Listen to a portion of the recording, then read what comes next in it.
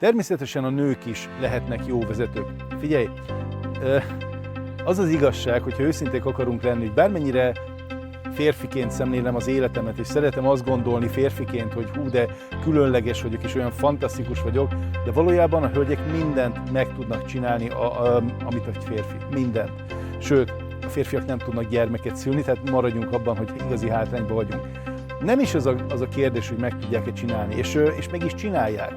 Én emlékszem, hogy még a nagyszüleim mesélték annak idején, hogy meg az ő korosztályuk, hogy amikor a férfiakat elhurcolták katonának, akkor itt ebben az őrségi, agyagos talajban gyakorlatilag a hölgyek, mivel elvitték a lovakat, elvitték a szarvasmarhákat, saját magukat fogták be az asszonyok az eke elé, és úgy törték és vágták a földet. Tehát mindent meg tudnak csinálni az asszonyok, és ezúttal is hatalmas tisztelettel gondolok, és tisztelettel időzöm az emléküknek. Nem erről van szó, hogy ne lehetne jó vezető egy nő. Persze lehet, abszolút, sőt, nagyon jó vezetők is vannak. A gond inkább az, vagy a kihívás, inkább annak mondanám, hogy amikor az ember vezetőként működik, akkor ez fejből hoz inkább döntéseket. Persze fontos az intuíció, meg a megérzések, de valójában fejben gondolod végig, fejben mérlegeled az eseményeket, és ez abszolút egy férfi témakör. Egy hölgy is képes rá.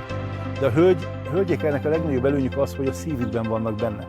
Na most azt megcsinálni, hogy időnként átkerülni a fejbe, időnként átkerülni a szívbe, aztán ezt a szerepet váltogatni a munkahelyen, férfiként gondolkodni, vagy férfias döntéseket hozni, otthon visszazuhanni azonnal az édesanyja szerepébe és a gondoskodó szerető feleség szerepébe, ahol már nem dominálják a saját férjüket, vagy a saját családjukat, hanem hozzáteszik az életükhöz azt, amit csak ők tudnak hozzátenni, ez az igazi kihívás. Mert minden egyes hölgyel azt tapasztalom, akivel együtt dolgozom, hogyha túl sokáig van fejben, akkor nagyon nehezen megy vissza a szívébe, és ezzel az a probléma, hogy akkor viszont a nőiességét éli meg nagyon-nagyon nehezen.